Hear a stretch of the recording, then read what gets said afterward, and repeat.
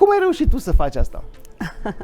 I think that is probably the number one question that I get the most by different individuals that I come across is how is that possible? And the truth is that... Ai spus mai devreme că când ai venit a trebuit să cureți apartamente și case și în România ai muncit la farm, când ai venit a trebuit să muncești la curățenie și la muncă, deci muncă grea.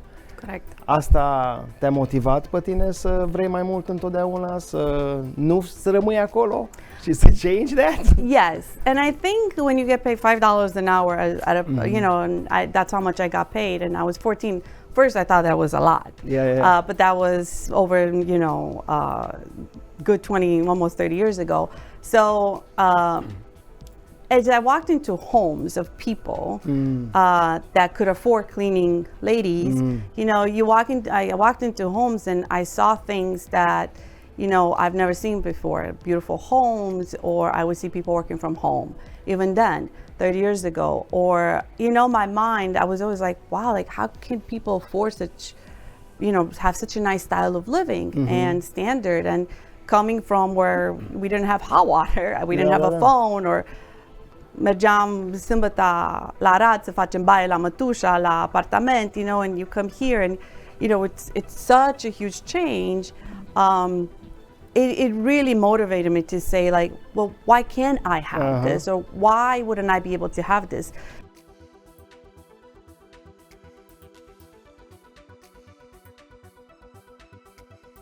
Salutare, dragi prieteni! Vă spun bun venit la un nou episod al podcastului Visul American.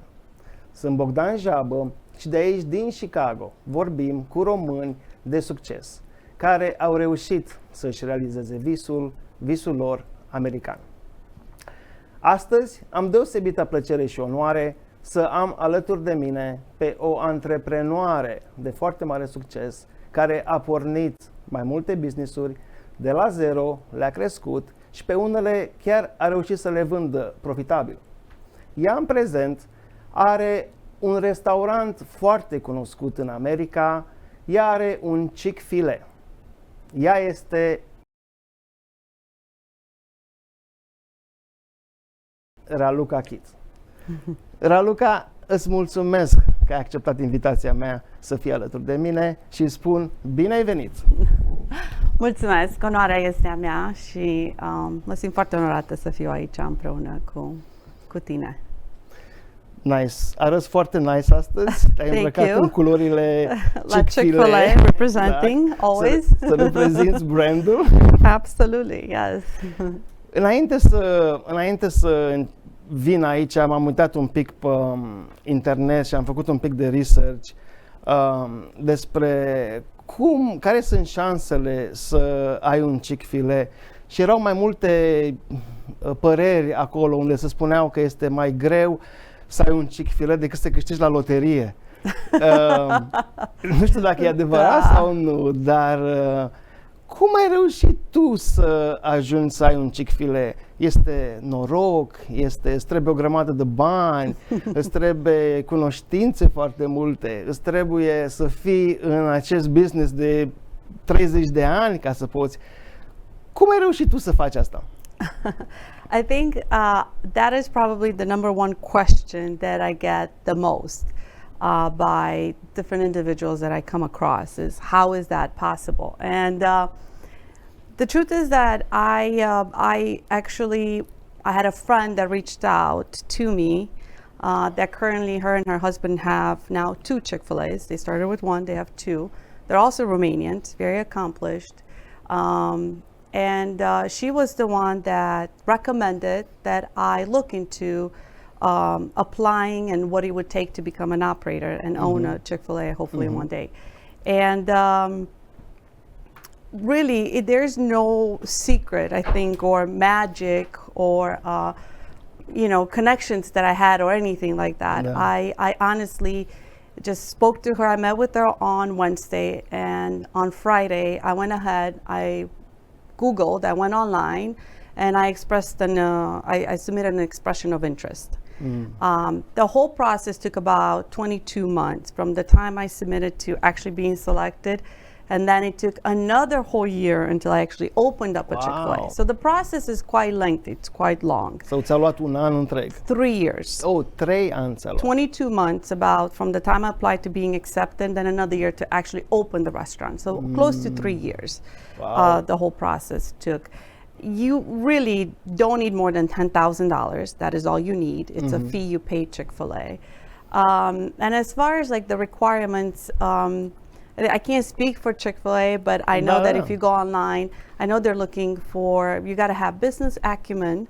You have to be able to prove that you have the business acumen and what it takes to lead a business. Deci trebuie să ai un business înainte.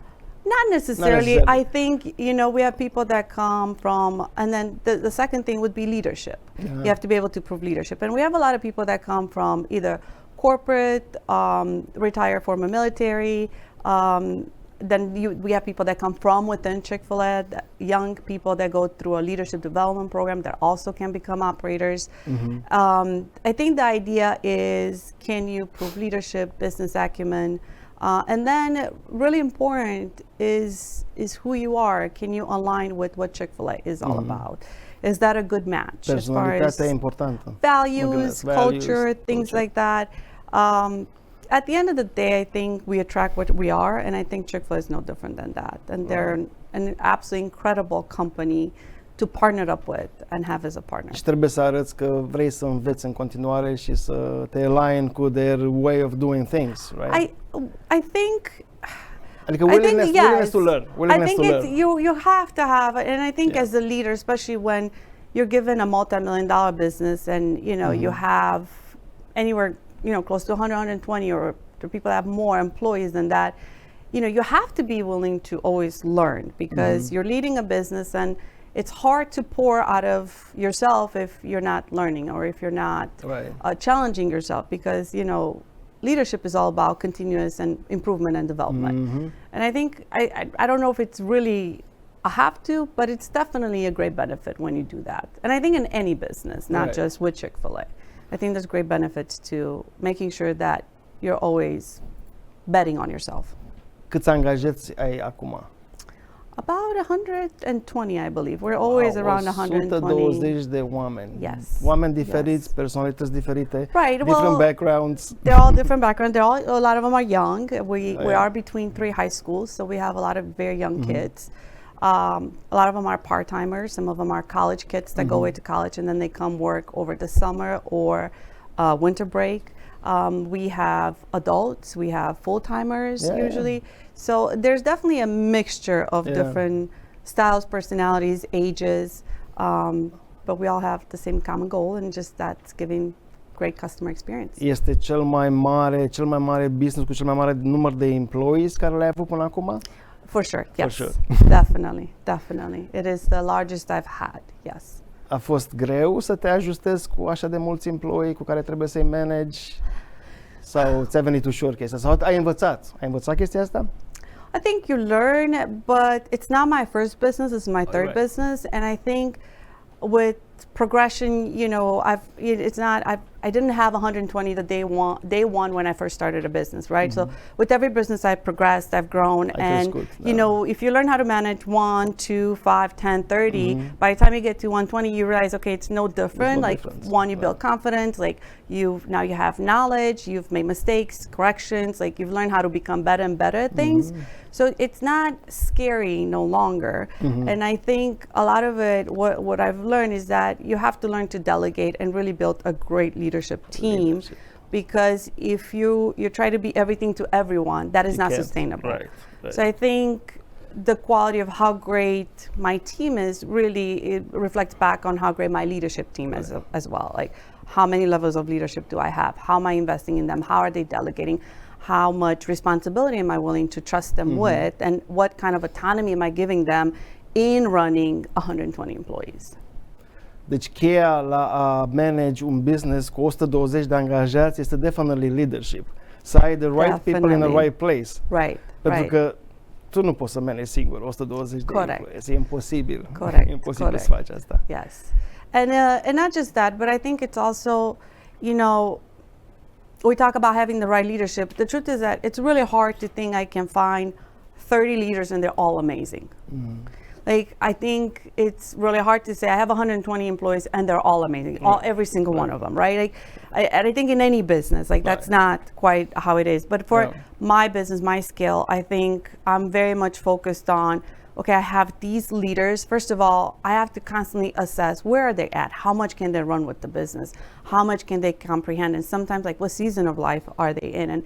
And there's this back and forth flexibility that I gotta have. Okay, I gotta meet them where they're at, but what business needs do I have where I can plug them in and they can meet that one business need? And that's one thing that I don't have to worry about. Then I can go to the next leader and to the next leader, because I know my business needs, but then it's about, like, how do I develop them to make sure that they can meet my business needs, and then that is something that they want also.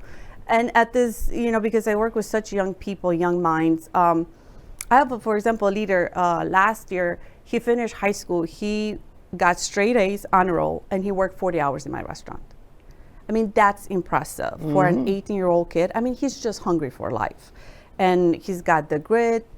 Whatever it takes, he wants to learn. He wants to run with it. So when you have people like that, you're like, wow, like, this kid's gonna make it big. Like, whether he stays with me or I help him develop some of the skills right now, like, for sure he's got a bright future.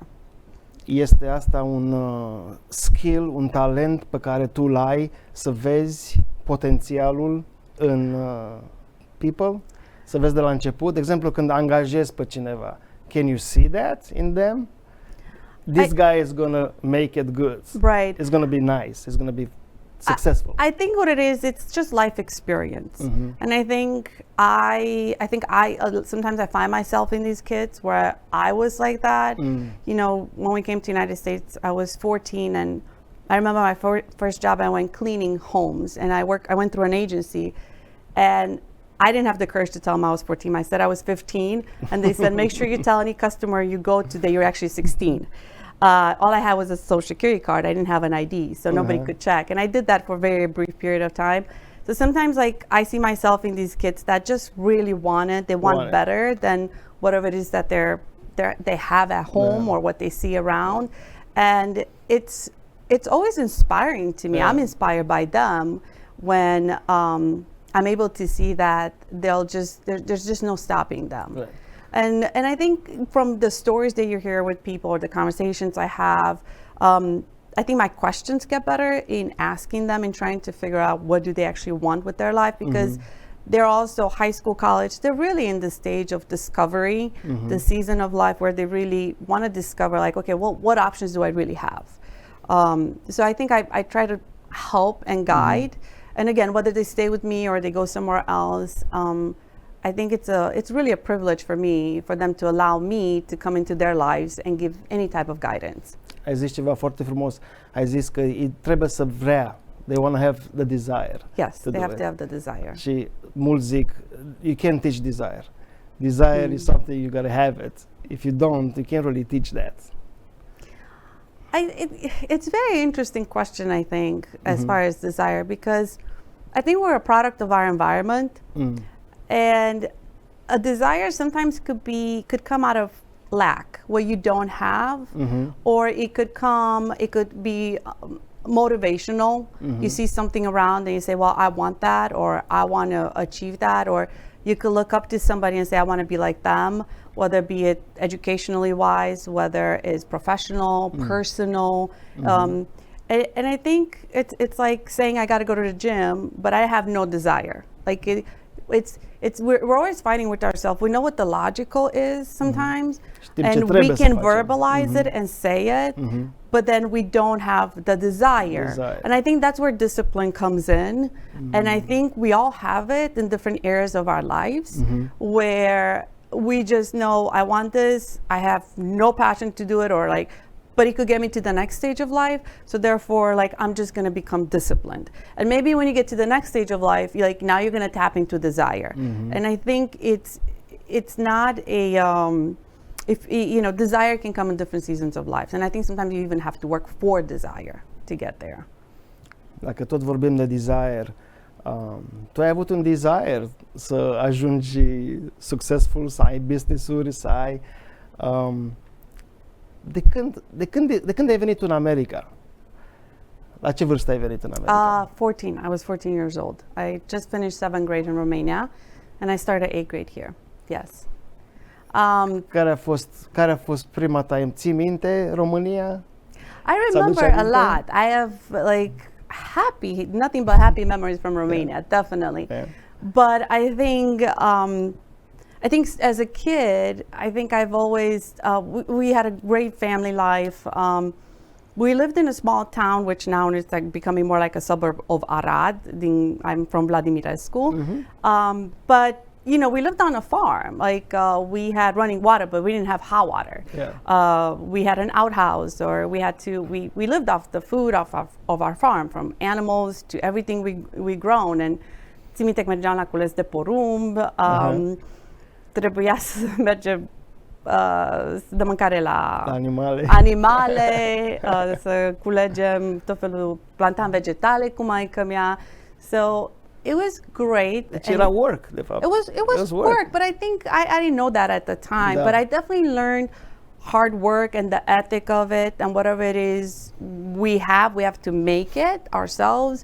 Țin minte, bunica îmi cosea foarte multe haine, maică mea, aveam o croitoreasă la noi pe stradă la care mergeam mereu și ne făcea haine.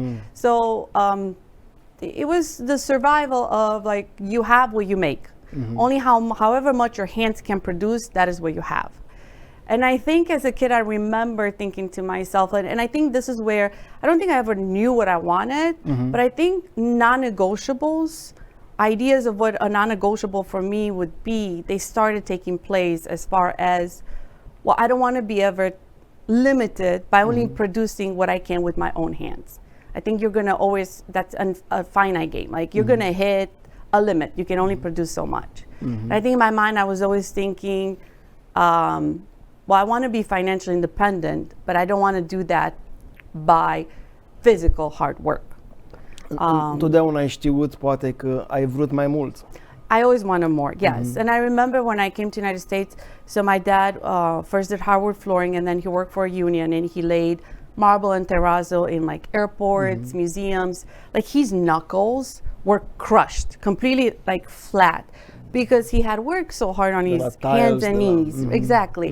And, you know, and I remember my mom and my dad, like super responsible financially, always all their lives.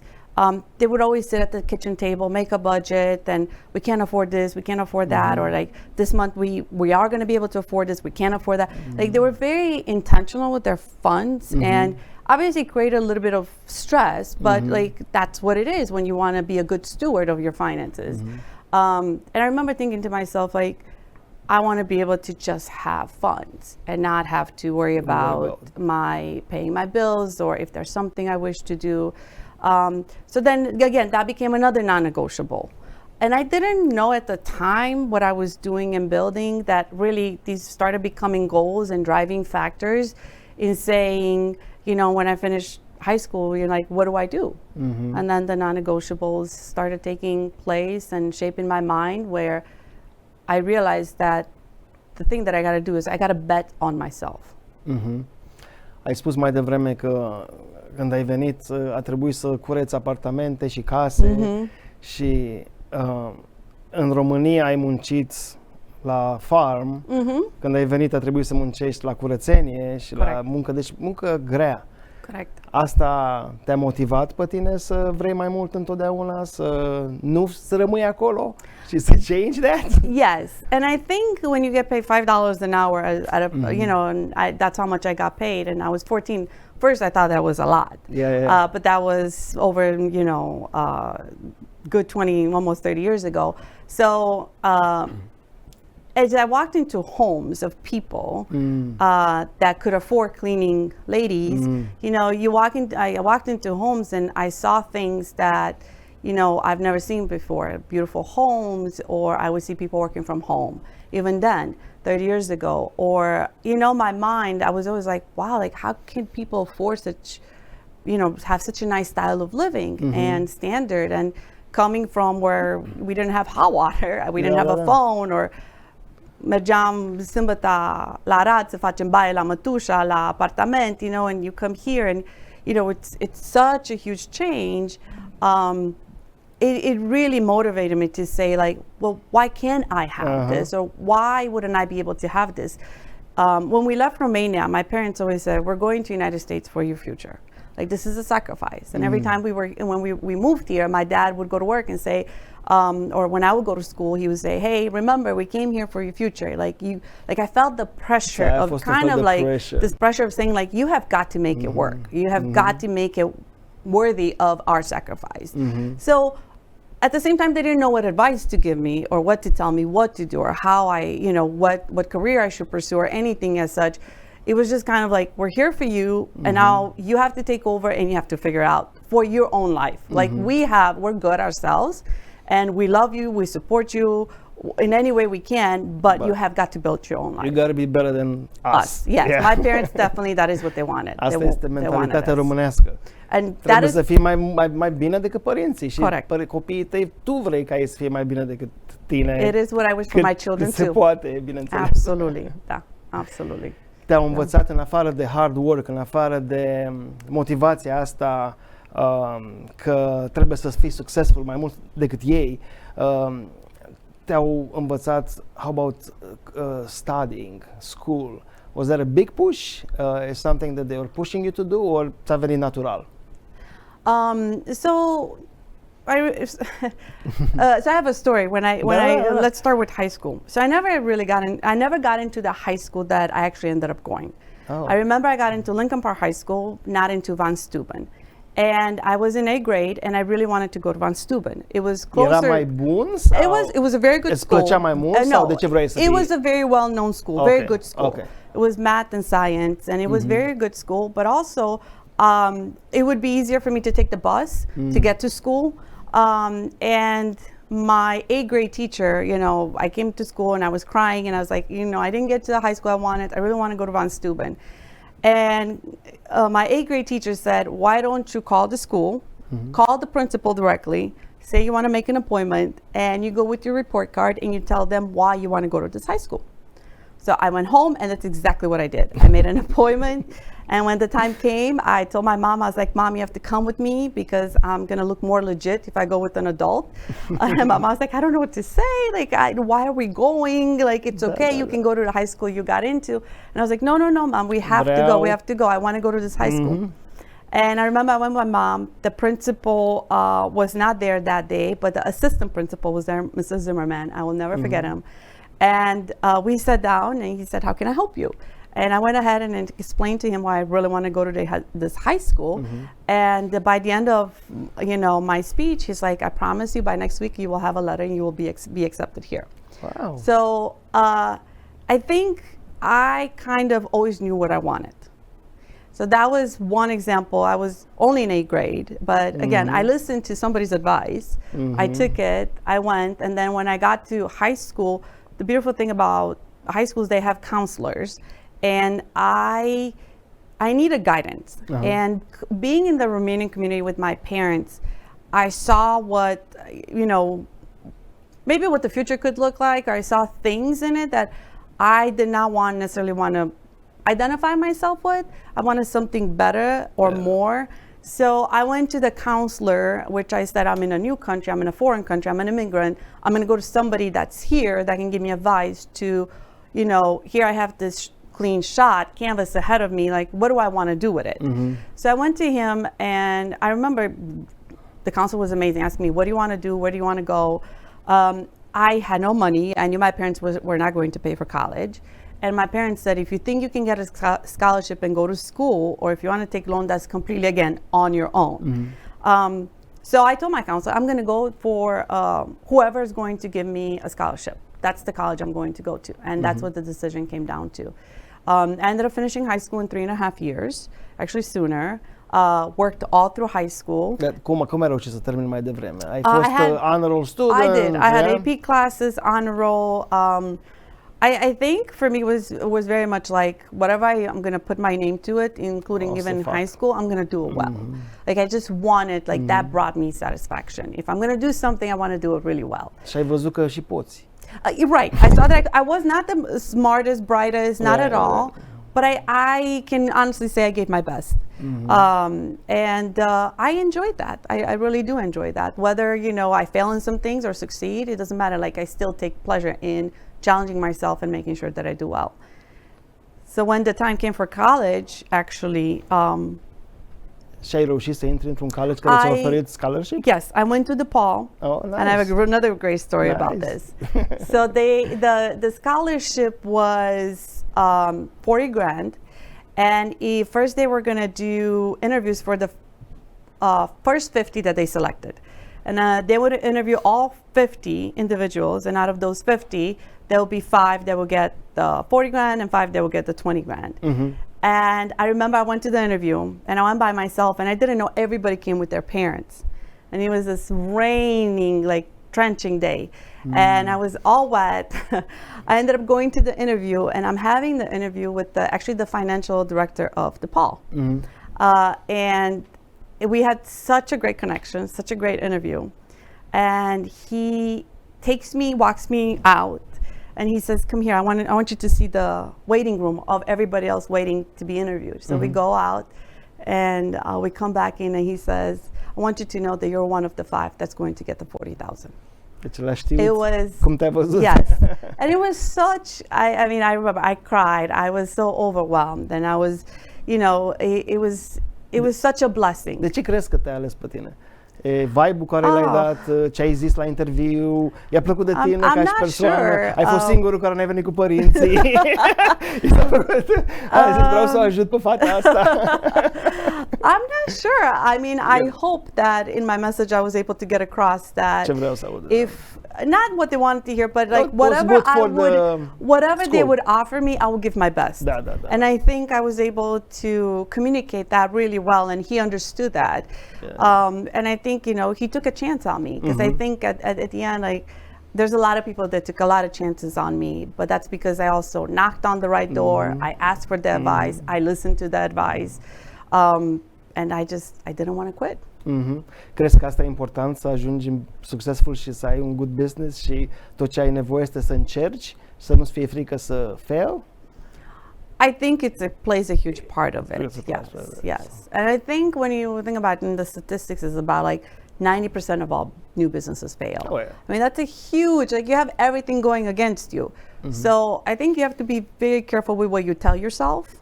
In saying like a winning person is going to win. So I think at the end of the day is like, if you tell yourself you can, then you will. If you tell yourself you can't, then you won't. You won't. Absolutely. Garantat you won't. And yes, so I think attitude has a lot to do with it. Being positive, but not just positive, but also realistic.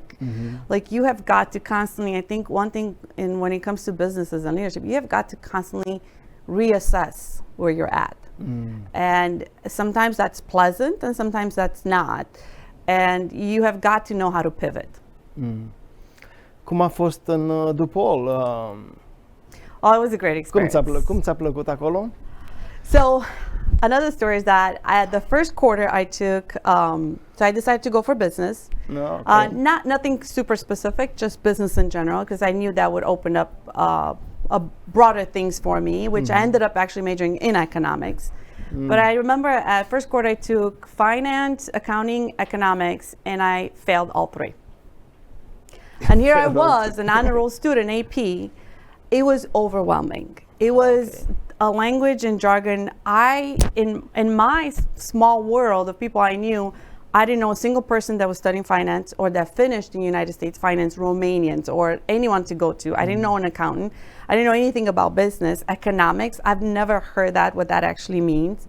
And it was very challenging, more in the sense of, let me say, I had a lot of questions about myself that first quarter. What should I do? But then I took accounting 102, 101, and 102 economics, finance, and I aced them all. And I went back and took 101 and aced them, because I got mad. I got so mad with myself that I was like, that's not possible. Right. So I need to go back. But it was overly stimulated. I didn't know. It was too much. I think I was. O lume nouă. It was a whole new world. And in my family, nobody's been to college. I was the first one. Correct. Out of my grandparents, I'm not sure if any of them finished 12th grade. And I had a grandma that never went to school, didn't know how to read or write. So here I was really only third generation of going to college, going to a very big university here in Chicago. I had a scholarship. I had to perform. I had to keep my grades up. So the pressure was on. And then I ended up majoring in economics and even studying in London School of Economics. And who would have thought, you know, if I would have given up that first quarter, right? It's about having that grit of saying, okay, I couldn't do this, but that doesn't mean that I can go back. And So, tu când fail la ceva, este un challenge pentru tine. You gotta succeed. yes, because So the failure, it's good for you. a failure is good for me. It's amazing because I'm always in competition with myself before I put myself in competition with anyone else. The competition is me. So because I'm always betting on myself and now what the person next to me is doing. So for me, it's very important that I perform well, that I do it well for my own satisfaction. That's how I value myself. Sunt mulți care când fail, they give up. Cred că nu poate să ajungă undeva. Primul încercare care o fail, renunță. De ce crezi că este asta? Este ceva care vine, te naști cu asta? E ceva care înveți să vrei mai mult? I think it's a little bit of both. Both. You know, when I look at my personal life, I was born with the lisp. Vorbeam foarte susit. Așa vorbeam. Și am vorbit așa până la 14 ani. Which is very embarrassing for especially a girl. And in Romania I went to a German school also.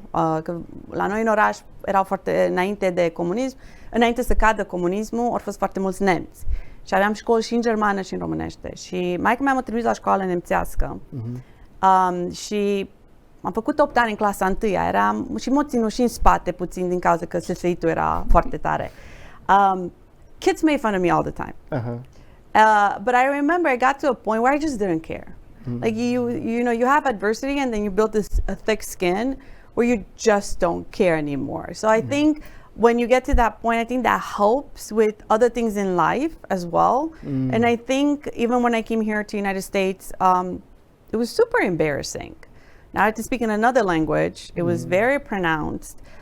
Luckily in high school, my English teacher heard the way I was speaking and he asked me if I would like the school to provide for a speech pathologist for me to correct myself. And I said yes. Îți doreai de mult poate And asta. of course, I corrected myself from one session. And then she ended up coming for the entire 3.5 years and she helped me read out loud, study vocabulary, get ready for my ACT, SAT. And she came twice a week and I would give up my lunch period to spend time with her. And the school paid for that. So I think, you know, people give up because you just got to keep, I guess people don't have enough confidence in themselves. And I think it's very hard to, you know, I think it's hard regardless. If you give up, it's hard. If you keep going, it's hard. It's hard. So you got to choose your heart. I think you have to choose your heart What at heart the end do of you the want? day. That- Like at the end of the day, don't think that, you know, it's hard, you know, lacking and not being able, there's frustration, not be able to get certain things done or accomplish certain things. But make no mistake, when you do, that's hard getting those accomplished as well.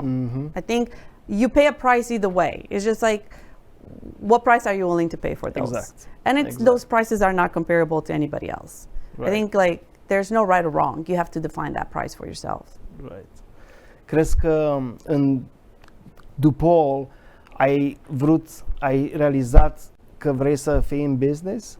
Este atunci când ți-ai dat seama că viitorul tău este business și nu este employment? Or când ai realizat că vrei să fii în business? I think when I was taking my economics classes, I think I thought when I took economics, which is the first time like I heard anything about supply, demand, equilibrium, anything like that, it was, I think, the most aha moment I've ever had in my life, where I understood literally how this world works. And I started reading. I was reading the newspapers. I was reading, and the internet was coming of age. And it was just, I was just so fascinated by just absorbing knowledge. And I realized that who has the knowledge has the power. So therefore, I don't think that I still knew what I wanted to put, where I wanted to land, because I had many jobs after college before I ended up fully owning that decision of saying I'm going to be an entrepreneur. But I don't think I could have become an entrepreneur if I had not gone to college, if I had not worked in corporate America. I think there's a transition, a process, I think great experiences that I think there's people that do it, go straight to entrepreneurship, and that's great. But I think it just builds and makes a stronger foundation when you have multiple points of reference when you can have a degree and work in corporate, and then because now you can truly compare. În zilele noastre părerile sunt împărțite în legătură cu college. Unii zic, college nu trebuie, nu e bun de nimic, te învață numai prostii. Alții zic, no, you gotta go do it. It's good for you. Care e părerea ta? Cred că e bun, mă gândesc. Yes, că ai trecut prin el. And I would want my kids to go to college, obviously. I have 2 boys, but I'm raising 2 men. I think college still has value. I think that, I don't know anyone in my circle that's an Elon Musk or Mark Zuckerberg or somebody extremely famous that didn't have to do. Even Elon Musk went to college, actually, and even Mark Zuckerberg went to college and then dropped out. It's not that they dropped out and then they became famous, actually. I think without college, you will always hit a ceiling. In my personal opinion. Este o limitare să nu ai. Absolutely. And I think, there's a lot of things you can accomplish in life. Money comes and goes, material possessions and things like that. But in education, I think that just proves that that's just respect for yourself, where you're saying, I prioritize myself. I'm going to educate myself. I'm going to learn something. I'm actually going to become good at something. And I think that's just something that will never go out of style. I don't think so. Just like I don't think 9-to-5 jobs will ever go out of style. There's great value in that. There's people that make wonderful amounts of money in those jobs, and you can't. You will always financially you will have a limit on how much you can make without a college education. Absolut, nu toată lumea poate să fie un antreprenor. Absolutely, yes, and I know not everybody can afford college. I agree with that, and I think everybody has to know their personal situation and what is best for them. Ok. Și după college, ce ai făcut? Yes. Să continuăm și povești. After college, yes. It was a very interesting season in my life, actually, because at the time after college, the idea was you get out of college and most likely you'll get 32. That's the starting salary, where 32,000, pretty much starting salary everywhere. And I remember thinking to myself, like 32, like I took all this time, I've studied abroad, I've gone left and right, and I really invested in myself. And so I started at first, I was like, okay, I just need to make sure I get a very professional, serious job. And I first got an accounting job that paid $11.50. It was at the Hyatt in their accounting department. And I remember my mom saying, oh my goodness, like you could retire from this forever. It's accounting. It's a wonderful hotel brand name. Like you're going to be just fine. And I remember in my mind, I was like, oh my God, I hope not. Like, I hope not. Yeah. And I didn't want to say anything. So I stayed there, and I only stayed there for 3 months.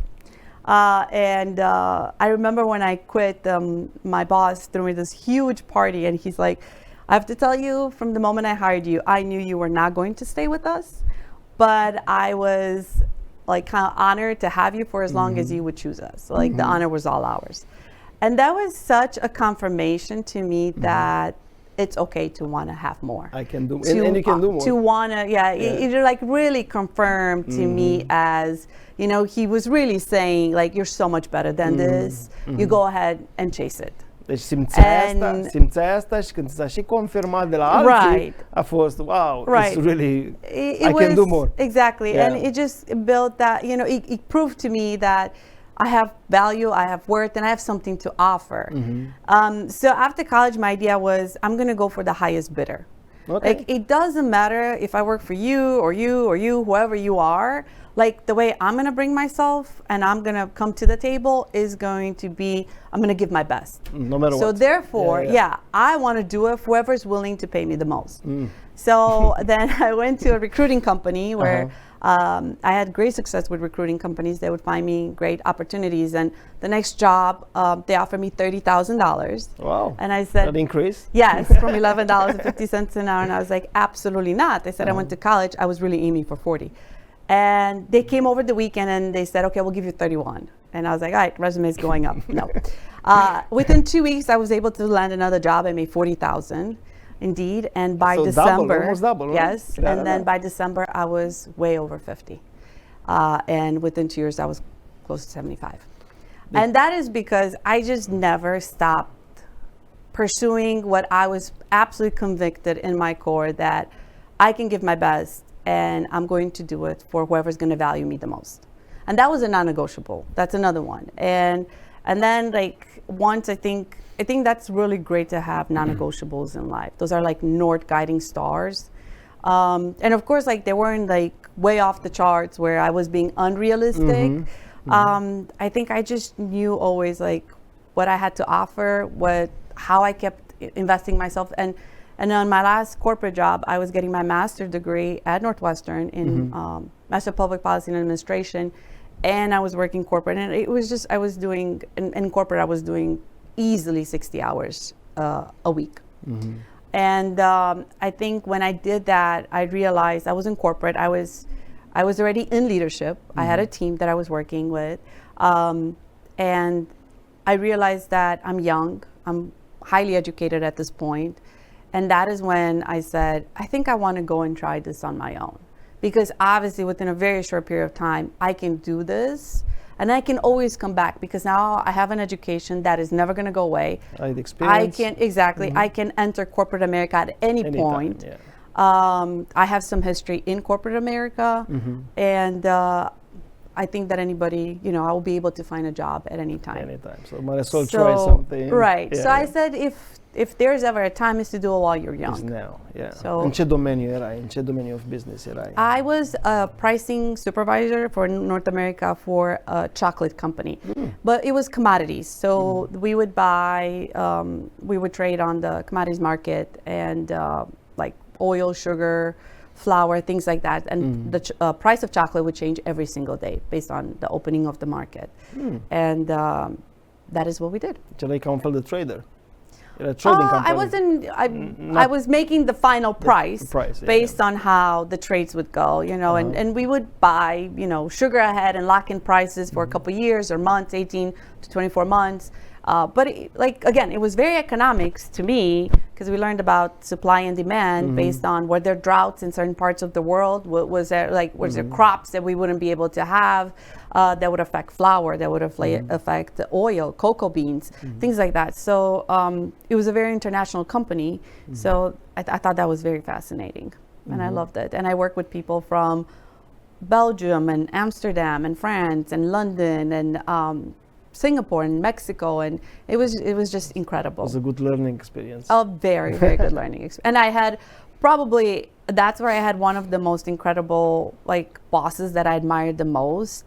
And he was so good in just guiding me in what true leadership meant, in how to own things, in how to get things done well, how to lead people. And I just absolutely learned a lot from him. Okay, good. How about after that? You said you're going to go into business. Yes. Ce ai făcut după ce ai decis, I'm going to be on my own, I'm going to try this? So the interesting thing is that I'm on my third business, and I have never, ever came up with the idea on my own, what business to be in, which is very ironic. So when I was in college and I was working, I needed just a part-time job, and I got a job at a boutique in Lincoln Park. And within a month, the owner came up to me and said, hey, I really want to teach you how to run the boutique, the business. I think you'd be more than capable. And here are our vendors. This is how we order. This is how we pay bills, and so on and so forth. And she... Vrea să fii the manager într-un fel. Kind of, yeah. Start helping her. I think she saw potential in me, and she wanted me to start helping her. And she goes, who knows, maybe one day you're going to own your own boutique. Well, literally, just a few years later, couple of years. I was thinking, what should I do? What should I do? And I was like, I think I'm going to open up a boutique. And I did that in Wicker Park. So I was like, well, that short experience that I had at her boutique really stayed with me. And then years later, here I was, and I did that. And I did that completely on my own, found a place to rent, a space to rent. I had some savings. My parents gave me some funds, and I started that business. Unfortunately, it was 2008, and the crash was coming. And in the meantime, not even 6 months later, I met my future husband, Ovi, and he lived in Paris. And I remember it was 2009, and we were dating, and we talked, what are we going to do if this relationship works out? And I said, I'm definitely not moving to Europe, to Paris. Yeah. Paris is great. I visited. It's amazing. But I was like, I don't necessarily want to live in Europe. My parents, and I think also because I felt like my parents came here to the United States for us. So I was like, I really want to make sure that I stay here. And I looked at how my parents, we came with 8 suitcases, ended up having a comfortable life. I was educated. I understood the system. I understood what it takes to make it here. Like, I really wanted my shot here. Realizez the American dream. I wanted to realize my American dream. Let me see how is this American dream going to work out for me. Correct. And I tell you, it is a struggle. It was a struggle. It wasn't definitely easy. So we were discussing, and he briefly says, well, I have a friend in Detroit that does trucking. And he says that it works. If you want to go visit him, learn from him, like, we can do it. That's exactly what I did. I went from one day to the next. I saw what he does, came back. I called up a lawyer. I paid $3,500. I was like, can you please open up a logistics company for me, get all the paperwork ready, and let me know once that's ready. I know what I got to do next. And then I just signed up on different load boards. And I remember he was in Paris. I was in Chicago. And I started the company, and I started giving out freight. I was a broker. I was dispatching different by yourself. By myself. I didn't buy any equipment or anything. I didn't want any responsibility. And I had the boutique at the same time and booking loads. And then eventually I told Ovi, that first year we did about $300,000 worth of business. The next year we did $900,000. Wow. And it was 2009, 2010, the worst of times. And we were just thriving. Wow. And it was just incredible. Obviously, we got married. Ovi ended up coming here. And I tell people since day one, we've only worked together. We have never worked separate. We're definitely much a team. And we love that. So we ended up having our logistics company for 10 years. 10 years, logistics. Yes. Totally new business. Completely new. Just jump on it. Yeah. Pentru că ți-a spus, am un prieten care face asta și merge. Do you want to try it? Better try it. So, yeah. And I was like, and it was the idea where, we were dating, and he said, like, well, like, for me to come to the United States is 2009. Like, I have to start, like, where do I really start? And he was right. He's like, you can come to Paris. He had his own company there. He was very well off. He had a comfortable life, and that style. He's like, there's things I can offer you if we come to the United States. I really have to start really from the bottom and make my way through. And I said, well, you don't have to do that because you have me. And I think I would never have started the logistics company if I would not have had my boutique first. I think that really gave me a lot of confidence. Again, I didn't know there was a business I didn't know anything about, and I learned it, I studied it, I did it, and then I went in another business that I knew nothing about. But to me, it was like, in my mind was business is business. It can be anything. It doesn't matter. Like, I'll figure it out. At the end of the day, what is that profit and loss sheet? Can you read that? What is the What's product? the goal? What is the customer? Yes. Exactly. And can you make a profit? That's the whole purpose of being in business. Right. So he was very supportive of that. So I think that also came out of a need of, well, I don't want to go to Paris, but then if you come here, I don't want you to start from the bottom. I think we can build something together. She has built and we did. A very nice company together. So in the beginning, we only did dispatching. We would hire owner-operators that had their full equipment. And, we started with Craigslist. I would put announcements on Craigslist that I'm looking for owner-operators, must have your own equipment, and we would be able to give you out loads. I signed up on multiple load boards. And then really soon, we ended up getting dedicated freight, which we came across contracts for Ford and GM, and those were at first I think it was just 1 year long contracts, and we kept renewing. And then with time we ended up getting our own trailers. We never bought the trucks. I think I never wanted that to be my final thing that I ever did. Like I didn't want that to be a business I wanted to stay in forever. It's very volatile. Right. Sadly, you know, when I first opened up the business, I remember there were loads being paid $1 a mile. Well, 15 years later, they're still offering that with all other costs having increased over time. And I knew that, and I saw that as the cycles of the business. It's a very cyclical business. I knew that I wanted something a little bit more consistent. So, I did I remember there's about 4 times that I had to reinvent ourselves in that business and how we did that business. First, we had open board loads that we would take, we would book. Then we had dedicated freight. Then I really wanted to get to just-in-time freight. And I remember to do that, actually, I wrote to this gentleman that was kind of like the gatekeeper at this company that had loads from Ford, GM, Chrysler, from parts, all of them. The parts people. Parts, yeah. And I remember I invited him to a business lunch. And it just so happened that the year before we won an award of one of the top best carriers for one of the brokers. So they sent us an award at home.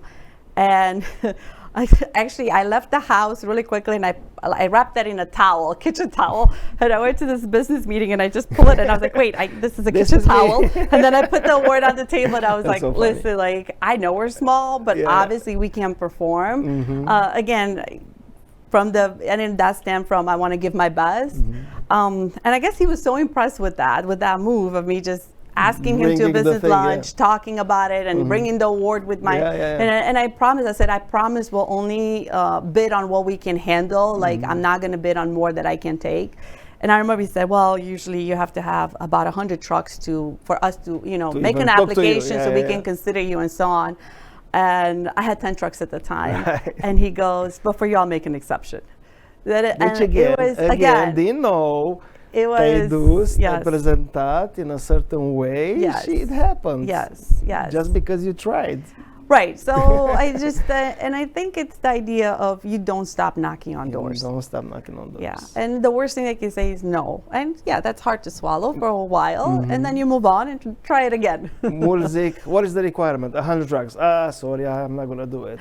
Dar tu nu mai spus asta. Right. I didn't say that. I don't care. I'm gonna try it anyway. Yeah. Exactly. It's something that and then because of that, I mean, we were able to have more trucks, more people joined our team. We gave out great freight to people. We built a good, I loved everyone that I worked with. They were very great drivers and so on. But again, it was very cyclical. And now there was a third time I had to reinvent myself, and then another time, and it just kept going out there seeking other freight. And foarte competitive. It is very competitive for sure. Obviously, and the rates are so low that it's just really hard to survive certain seasons. Just depends on the economy. Economy goes, you make money. Economy slow, you don't make any money. And it depends where you're hauling, and we were focused on the auto industry. Dacă ei nu făceau mașini, or they were not selling or anything like that. Exact. Nu aveați nici flows. Right. Yeah. So about a good right about there, two years before we got out of the trucking company, my friend approached me and told me about Chick-fil-A. Again, another suggestion. Yes, I'm very good at listening and taking advice. I want to say that. If you have a suggestion, please do come. I will listen. I'll take suggestions and I'll make them happen too. Yeah. I'm not just listening to them. I'm going to make them. Yes. So she recommended that I go for Chick-fil-A, and I remember. Deci un business complet opus de orice ai făcut până acum, de la trading cocoa and commodities to boutiques to logistics company. Correct. Now, brand new restaurant idea. Correct. Și nu orice restaurant. Și Chick-fil-A, care este un restaurant extrem de greu să îl iei. Correct. Ești ceva care gonna open up a pizza shop in the corner. It's not like that. Yes.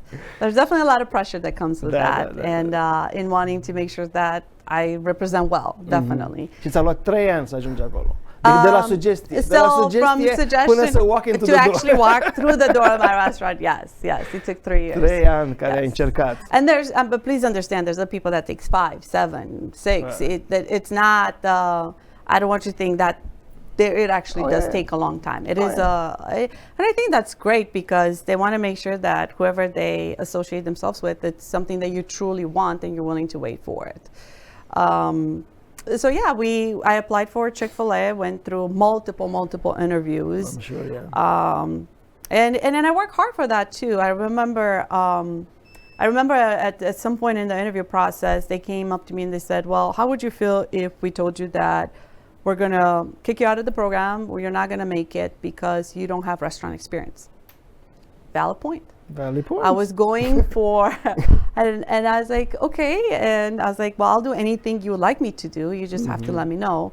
And I remember it was right before Christmas, and the week before Christmas, and literally the day after Christmas, I packed a bag and I went to 3 different states, left my kids with my husband, and I came home only for Christmas Day. And every day I went to a different restaurant and I worked 10 to 12 hours a day. I had that set up with different operators and I just volunteered. I didn't get paid. Yep. And I know that was hard because it was right before Christmas and the week after Christmas. But again, I was willing to pay that price for something that I really wanted. Ai arătat dedication. Dedication, definitely. And then I did desire. Ne întoarcem înapoi la desire. Deci întotdeauna te-a ajutat acest willingness for desire. Correct. To accomplish that. Correct. Always te-a ajutat. Correct. Este acesta un sfat care poți să-l dai celor tineri care încearcă și ei acum să se realizeze, să ajungă undeva, poate să follow your steps. Yes. Este asta după care ai putea să le dai lor? My advice, I think, as I would give my kids, I think one, you got to find out what are your non-negotiables in life. We all have them. What are your non-negotiables? We all have them. What is it? It's whatever it is. You got to figure that out. 2, then you got to set goals based on and I think not knowing what you let me rephrase. Knowing what you don't want in life really helps out what you truly want. It like clears the way. And sometimes you can start with the list. Well, I know for sure I don't want X, Y, and Z. And I think that's how me growing up, I looked at things and I said, well, I know for sure I don't want to have these things. So then that helped me figure out, like, well, what do I really want? So those become non-negotiables. Non-negotiables. And then you have to figure out what your goals are. Like, and you build goals based on your non-negotiables. And once you do that, take a good assessment. Look at where are you? Like, who are you listening to? Who is influencing you? And then build the plan onto saying, well, this is my assessment. This is the reality that I'm in. And then like think about, well, what opportunities do I actually really have? Because to say I want to be the next Elon Musk, that's great. So do I. Right. You know, like I would love that. But like I'm taking an assessment where I'm at. I'm looking at reality. And the chance of that probably not happening are a lot greater than that happening. So I think it's like figure out what your non-negotiables are. What is your goal? Take an assessment. What's the reality that you find yourself in, and what are the opportunities? I think every reality, every sphere of influence that you're in, environment does have opportunities. Again, I like to say that a lot of things that I've done, it's because I've listened to other people. I've been influenced by, I would say, the right people. I'm sure there's other opportunities that I've missed as well, but I think I've done a really good job at looking at where I'm at and seeing who's pouring into me, giving me advice and saying, like, why should I listen to them? Like, what do they have to offer? What do they know that I don't know? And I think that it contributed, I think, to my success personally. Foarte frumos, inspirațional. Raluca, am învățat extrem de mult. Ne apropiem de sfârșitul timpului pe care îl avem și mai am ultima întrebare pentru tine. Crezi că ți-ai împlinit visul american? I think I have, and I think I'm living it. It's way above and beyond more than I ever thought, hoped, or imagined, or even prayed for. I think God's been really, really gracious, and I'm beyond grateful. There are days when I honestly think that I need to pinch myself. Is this really true? I think United States is the greatest country in the world. And I do think that in this country you can be anything you would like to be. Anything. With enough grit, determination, ambition, for sure. Desire. Having the desire.